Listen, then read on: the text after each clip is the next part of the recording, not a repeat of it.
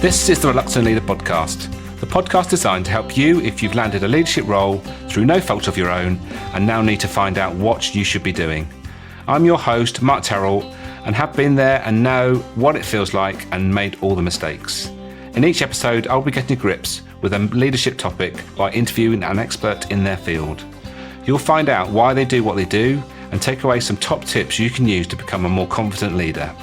For more content and to keep in touch with how the project is developing, go to www.thereluctantleader.co.uk. If you have any comments about the episode, you'll find me on LinkedIn, Facebook and Twitter.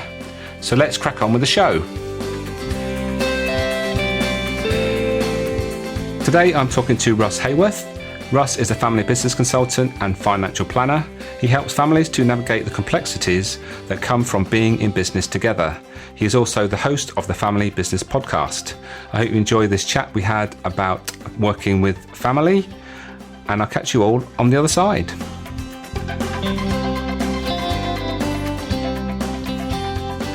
Russ, welcome to the Reluctant Leader Podcast. Hi, Mark. Thanks for having me on. We've had chats in the past on your own podcast, which is the Family Business Podcast, and I thought it's only right that you come on my podcast, which for many reasons, and one being that you are part of the inspiration to start this podcast. Thank you. But before we get stuck into the topic and we begin talking about working with family, just tell us why you took this path. What was the pivotal moment that started you down this path? Sure. So my background is in financial planning, and I was typically in the financial planning department of large national or regional accountancy practices. So as a result of that, my typical client would be a family business. Now, it wasn't something that I was deliberately focusing on. It was just the nature of, nearly 90% of businesses are family-owned businesses. And therefore, as a result of that, it meant that I was typically working with them around their succession planning and around their financial and emotional freedom from the business. When I moved to my current company, I decided that I would, rightly or wrongly, write a book about some of the challenges that are faced, particularly at succession planning. And I put a sort of general shout out on LinkedIn saying, I'm putting this book together. I'd love for people to get involved and help me with the research and the interviews. And that led me to speaking to several accountants, lawyers, family business members, and in particular a chap called John Tucker, who is a family business consultant. And I recorded all of the interviews that I had with these individuals so that I could get the interviews transcribed, and then that would form the basis of the book around my own thoughts on certain aspects and certain subjects, which I'm sure we'll get into a bit later on as well. But one particular chat stood out, which was the one with John. Now, normally everyone else I sort of sat down and spoke with, we did an hour to an hour and a half. John and I sat in a cafe in Bristol for 5.5 hours, and we just kind of hit it off. And he kind of opened my eyes to a different way of tackling issues within a family-owned business. I'd been coming at it very much from a financial planning perspective, but more recently, so over the last 4 or 5 years, I've now moved to being able to offer full family business consultancy services to the family businesses that I work with, as well as the financial planning side. And it was really John's kind of inspiration, if you like, in that chat in a cafe in Bristol. The cafe must have been really annoyed with us because I think we only had 1 or 2 coffees. We were there for 5.5 hours. But the viewpoint that he was able to offer and the way in which he helps family businesses really shaped a pivot in my own career. So I then went and discovered the Family Firm Institute and took their advanced certificate in family business advising. The recordings of the interviews actually became the inspiration for the podcast, because the book is still yet to be published. It's sat here waiting. I just need to hit print or publish or whatever the technical term is for publishing the book. But the interviews themselves became the basis of the podcast because, in my view, you can get a far wider reach via the podcast than you can through a book that's probably going to sell 30 copies, most of those to your family. Right. Excellent. And I think most people that have been listening to this podcast and know me know that I come from a family retail business. And so I've had sort of first-hand experience of working with my parents, with my brothers, with my daughters, nephews, and all that goes with it. So I've been there and know a bit about it. But I, to be honest, I've never really gone into the detail that I see you talking about, Russ. And I think that one of the problems that I think we had going back was that we were a bit too insular, in that we were like a compact unit. We ran this business. It was, we sort of lived it, breathed it. And any outside influence was seen as probably, maybe not wanted or maybe just, we didn't want that influence maybe. And so how does that work? How do you get across that? Because I'm sure that's quite common within family businesses, isn't it? Yeah. I mean, the first thing to say is that it is very, very common. It is something that we come up against very often. The thing with family businesses is that every single one of them is unique, because they are the only business with those particular family members in it. And that can be one of the reasons behind why there is this sort of insular view, is nobody else has to work with my dad, my mum, my brother, my nephew, whatever the particular character is. And whilst that might be true, the challenges and issues that family businesses can face are much more widespread. They're much more common across every different family business. So the phrase I like to use when I explain this is that family businesses are collectively unique. So they are individual characters, but the challenges that those individual characters can present are very, very common within family businesses. And I think that's part of the message to get across, is that very often when we first speak to family businesses, they feel isolated, they feel alone. And they think that they're the only people that are going through this particular struggle. And the truth of the matter is that they're not, and that there is help out there to be able to help them navigate that. Because let's not forget, being in business with your family can be hugely rewarding. It's a fantastic thing to do. You have a shared value set. You have a shared goal. You have a common ethical thread through your family that, if you can put that into a business, is fantastic. It's a brilliant way of impacting on the community, impacting on the family itself. But there is, as well as there being sort of a higher propensity for love within a family business, there's also a higher propensity for hate, because you can probably get away with things in a boardroom meeting with your family that you wouldn't necessarily be able to get away with in a non-family business. So, we've been in boardroom meetings where, people have been swearing at each other and, threatening each other, and all sorts of that dynamic that you just wouldn't necessarily get within a non-family workplace. And it's the management of those emotions that can become very challenging, shall we say. To overcome those, it can be a slow process. Part of the way in which we work with people is to slow that process down, to get them to understand that actually there's a different dynamic happening here to what's maybe your peers are struggling with in a corporate environment or a non-family environment, and that you're not alone, and we can help.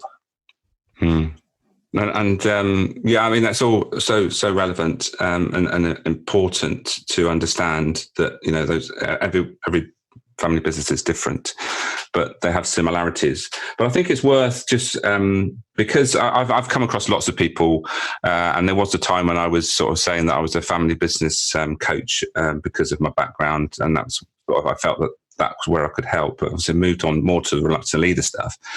But when I come to talk to people about family businesses, there was a very much almost like a bipolar, in that people said, "Oh, I bet that's really interesting," and then there's other people said, "You wouldn't catch me going there with a barge pole," and it was really, really, there was no middle ground. It was just, "Oh, that sounds really interesting," and that's, I suppose that's depends on your experience, doesn't it? It all depends on what you've come across in the past. If you've had a bad experience, then you're going to be that, "Oh, I'm not going there again." Or if you've come across a family business that are, that doing well and they've got a great culture around them, then you just want to do more of that, don't you?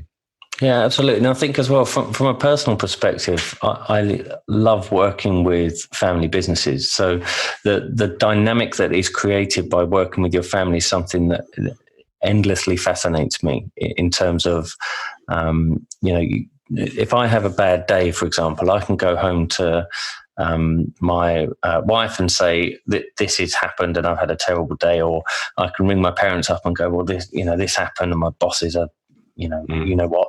But when they are your family and you are working with them, it becomes so much harder to do. And that dynamic fascinates me. And I think where the kind of passion comes from it is that there is ways in which that can be helped.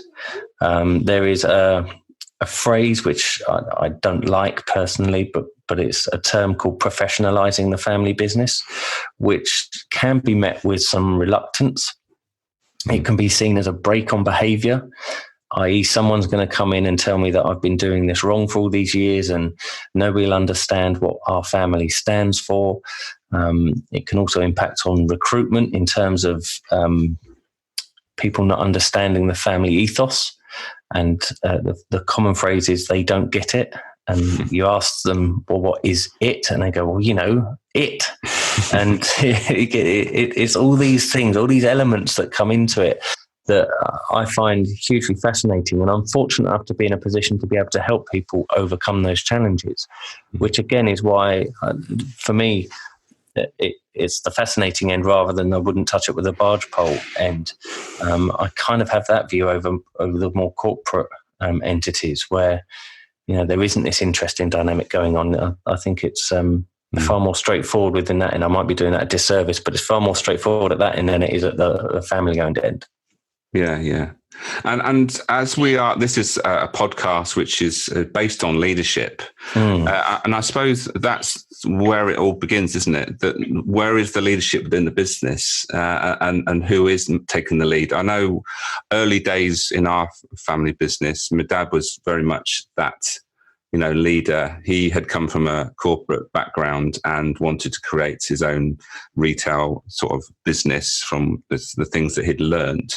And he was leading that because he had the experience and we were sort of fresh out of school and all those sort of things. And we had to be led. And, to be honest, he led us, in a really a positive way and, passed on a lot of the knowledge to us. But I suppose it's when the time comes where that leadership has to be passed down, I suppose that's one of the biggest challenges that family businesses have.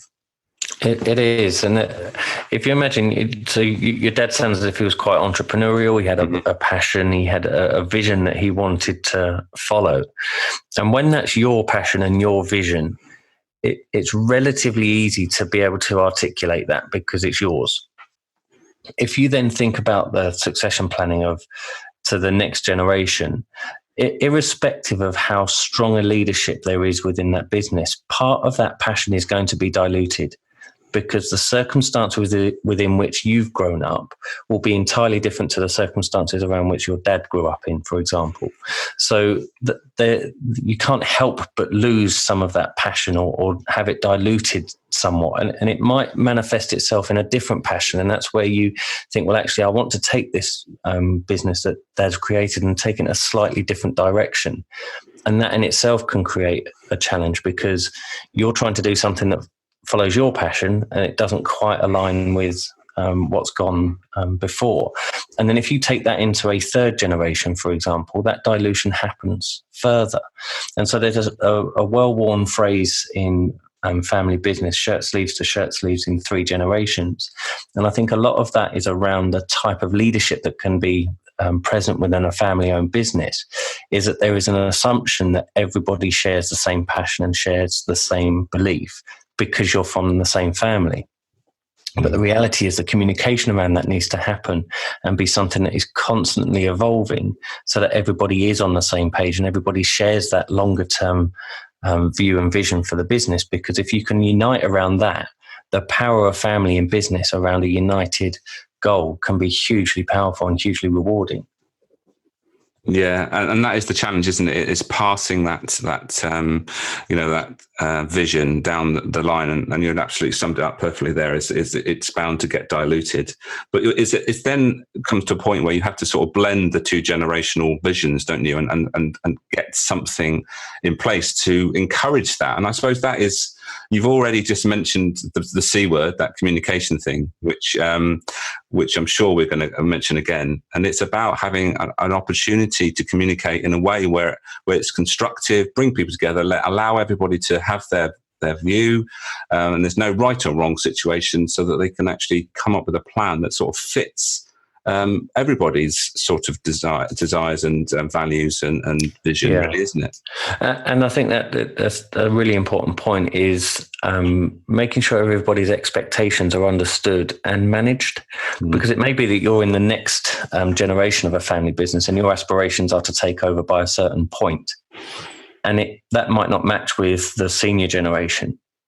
It might not match with other people in the next generation. It might not even match with the third or fourth generation in that scenario, where if your expectations aren't talked about and aren't managed in a safe environment, then that's where little niggles can start to appear, and you can start getting underlying frustration within individuals within the business, which then permeates around the business itself and can be quite toxic. But having those conversations and chats around succession at an early point, where everybody's expectations are laid on the table in a very open and honest way. It sounds really easy, but it can be quite difficult to be honest with your family, because you might be sat there going, I don't want to do this. You might be sat there going, I don't want to be the next managing director of this business just because I share the same surname as you, or just because I'm traditionally within our family business, it could be eldest son. And the pressure that can put on people when they're being pushed into that leadership role, potentially against their will, can be damaging both to them as individuals, but also to the business. And so having those conversations really early, there's I think a Japanese or Chinese proverb that says the best time to plant a tree was 25 years ago. It's broadly similar with succession planning. The best time to start was years ago. The second best time to start is now, because that discussion is not going to go away. It will be an elephant in the room. And if expectations aren't managed and people are thinking, well, I'm going to take over this business from this point, and then don't, it can cause all sorts of troubles. And actually, I think that's a really positive leadership trait, is having very good communication and being able to accept that your expectations might not be the same as the people who are working around you in the business. And particularly when that's family, to be able to create a safe space. And I'm not necessarily talking around the kitchen table. It could be in a boardroom. It could be in a retreat. It could be, if you have a particular holiday spot that you all like to go to, that you talk about these particular things. Having the ability to share and air your views in a very open and honest way can be hugely empowering to the family business. Yeah, absolutely. And I think it's a great time to introduce one of the models that you talk about quite a lot. And again, I wasn't aware of this model when I was in the family business, but it would have been so helpful to have sort of had this to understand, and obviously to share it and make sure everybody understood how this worked. So the 3-circle model is something that you talked about. I've seen you recently with a video, and I think it's an opportunity to introduce that and just talk about what that is and how family businesses can use that. Yeah, so the 3-circle model is just over 40 years old now, but it stands the test of time. And I think it's probably the most relevant and widely used model to help explain the complexities of a family-owned business. So perhaps difficult on a podcast to draw it out. So I'm drawing it out in the air as we speak. But if you imagine 3 circles that overlap in a Venn diagram, and you've got 2 on the bottom and 1 on the top. The 2 on the bottom are management or employment and business ownership. So you've got 2 circles there that overlap. And in a non-family business, if you are an owner of the business but also work in the business, that can create complexity around which hat are you wearing when certain decisions are made. So you have a simultaneous role that exists between ownership and working within the business. If you then overlay that with another circle, the top one, which is family, you've gone from a model that had 3 segments to one that has 7 segments. So you've got potentially 7 different roles that people are playing within that organization that will have an influence over that. So you could have a family member who doesn't own the business and doesn't work in the business, but is married to somebody who does. And they will have an influence over that family business. You may have somebody who sits right in the center of that model, where they are a family member, where they own the business and they work and manage the business. And they've got to look at the complexity that exists. Where are you making that decision as mum or dad? Are you making that decision as the owner of the business for a strategic reason longer term? Or are you making that decision as somebody who works within that business? And once you start to break down those different simultaneous roles, you can start to understand where some of the frustration might be coming into the business. So it could be that you're trying to tackle a family issue by doing something with the ownership structure of the business. But by separating them out and understanding who's wearing which hat in those conversations can be really enlightening. It's like a light bulb moment for people when they go, oh God, that's a really simple way of explaining. But actually it's an exceptionally complex model. And I think that's where the beauty of it lies, because it's very easy to draw out. You draw 3 circles. You have family, you have ownership, and you have management or being employed within the business. And then plotting where people sit in each of those circles allows you to understand which hat they're wearing in those conversations. Yes, and I think also you can then, when there is transition going on, you can also use that model to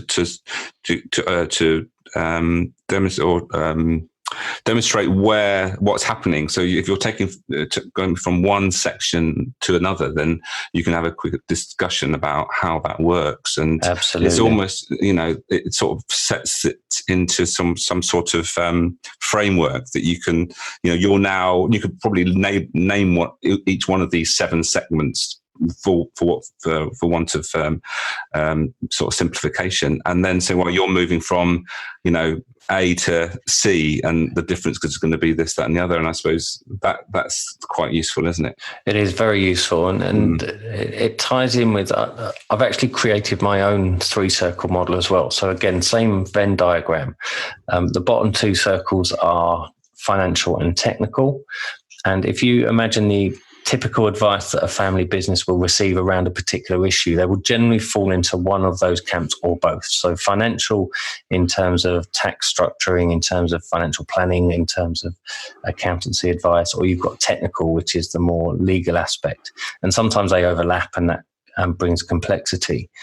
But that's based on logic, and it's based on textbook. The 3rd circle that I overlay on that model is the emotional element of that. And when emotion meets logic, generally it can create challenges. And so family businesses and family business leaders who may be listening to that also need to be able to articulate the emotional aspects that are going on. And if you start drawing those arrows, as you say, from somebody on a succession discussion, for example, who is moving from ownership and family and working in the business to perhaps, and I say this in inverted commas, just being in the family, their sense of purpose, their sense of identity is under threat. And so when somebody comes in and goes, well, you need to do this, this, and this because the tax reasons are this and the legal aspects are that, if that emotional aspect's not being understood, that person is going to resist against those changes. And so again, as part of the sort of positive leadership that can be shown within a family business, understanding those roles and understanding who sits where and who wears what hat, and then overlay that with the advice you're being given through the emotional lens, it can really help to open up the discussions and tackle the issues that generally don't fit within a financial or technical aspect. That the other challenge is lawyers, accountants, financial planners, for example, are not economically motivated to solve emotional issues. They're there to solve the logical issues, but the emotional issues do not go away. Mm-hmm. And that, I think, is one of the biggest challenges of being within a family business, is typically the advice that a lot of textbook advisors give, and this is not just disparaging against them at all, because that's their role. It's too logical. If there is such a thing as being too logical, it just doesn't account for the emotional aspect that can exist within a family business.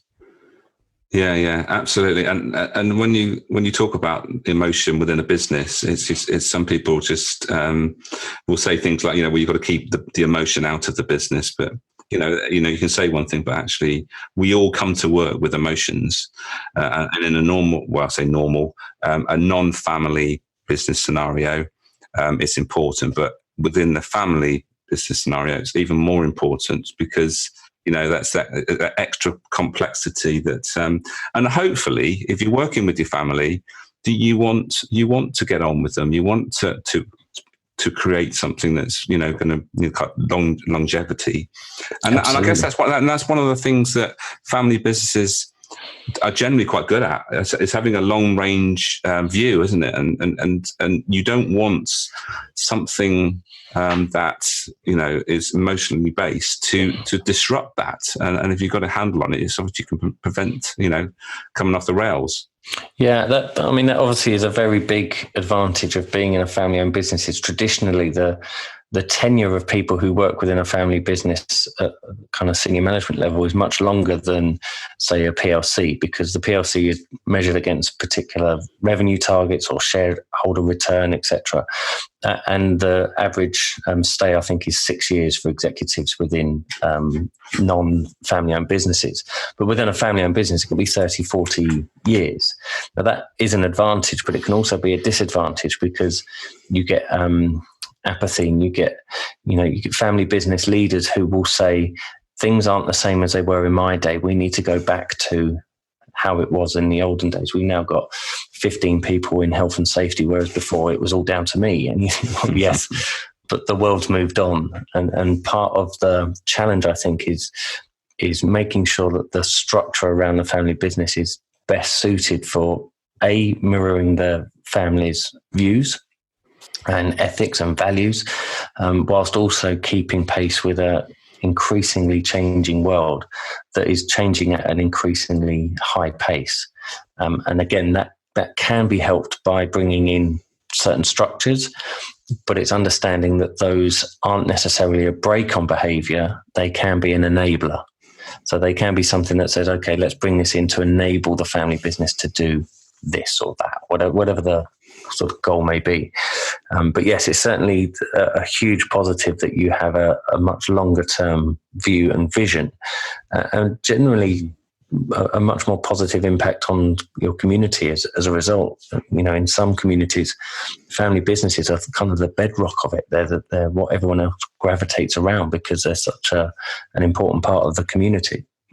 Yeah, that's really relevant. Yeah, but I was interested in you say that resistance to change, and I had that very much from my dad, who came into the business with a lot of experience. But as I found my feet, I wanted to do things that I see was actually good for the business and ensures our longevity. And those basically were around technology.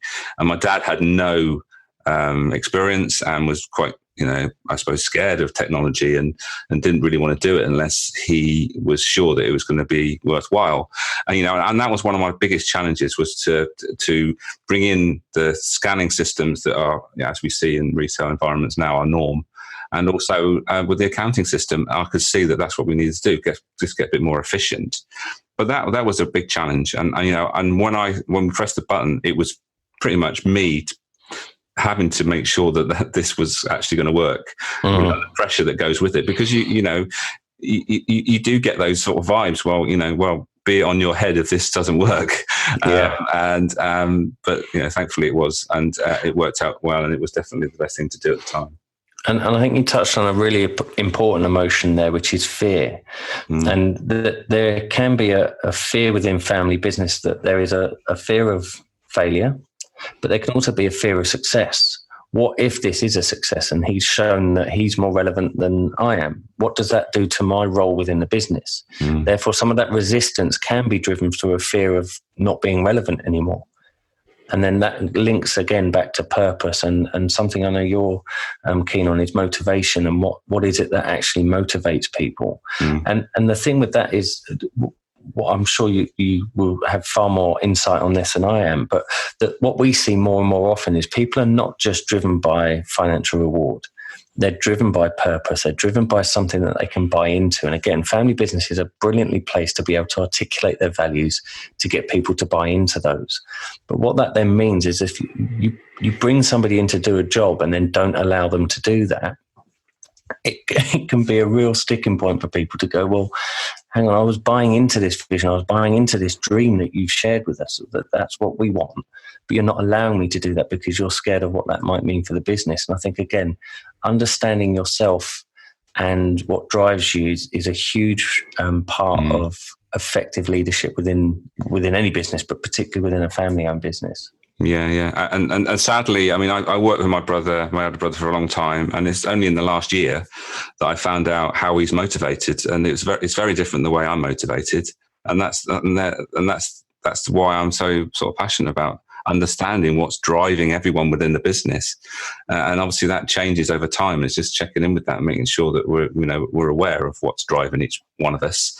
Absolutely. To make sure that it doesn't become a conflict. And that's I think that's definitely where we could have used the information to understand each other better, and so where we're coming from. Yeah. So, one other thing on that, just quickly, sorry, is we use a concept called mental maps when we're working with families. Now, what it effectively is based on, so say you and your brother are sat in a room together and you are facing each other on a table. If you were both asked to describe that room, you would give very different readings of what was in that room, because you would describe what's behind your brother would describe what's behind you. But the fact of the matter is you're sat in the same room at the same time and being asked to do the same thing. And that's something that, again, ties in with that motivation thing. There's no right or wrong. It's just understanding other people's view of the world and understanding what your own view of the world is and understanding they're different, irrespective of the fact that you may have very, very similar upbringings. You're only ever going to see things through your own lens, and your brother would only ever see things through his lens. And so that understanding that as well can be a big part of helping to oil the wheels of communication, shall we say, in those potentially tricky conversations. Yeah. And what I understand more about what he was driven by, he's more commercial than me, and I'm more about making a difference. So really, the two different direction we were heading was that I wanted to be more specialist, whereas he wanted to be more generalist and expand, to more stores. But there was always a resistance within me, which I didn't really understand, but I understand what that is now, which would have been really useful at the time. Sadly, Russ, we're running out of time rapidly, and it's been a fascinating conversation, even for someone that's been in a family business and know what it feels like. It's really useful, I think, for anybody to understand how this, the dynamics work, whether you are potentially going to be working for a family business, or you have family businesses in your network, and maybe you can think about them slightly differently, and that you need to sort of approach things slightly differently, maybe. But before we wrap up, I always ask my guests to give us some 3 top tips that we can take away. So I think that's the time now for you to leave us with 3 bits of wisdom that we can remember. If I know 3 bits of wisdom. So my first one is possibly an obvious one, but it is to communicate. And it's a very simple word, but it's not an easy thing to do. But if you can get it right, then it can pay huge dividends. So communicate is the first one. Second one would be to plan early. So as I say, the best time for planning succession is probably a long time ago. The second best time is now.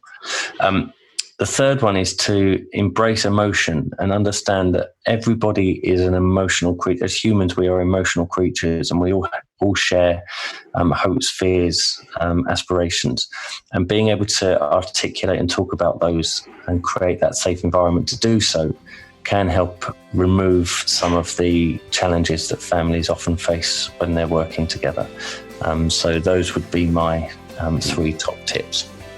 Brilliant stuff. Thank you, Russ. I much appreciate your time today. I've really enjoyed it, and hopefully we will catch up in real life sometime. But in the meantime, have a great day. Great. Thanks, Mark. Thanks for having me on.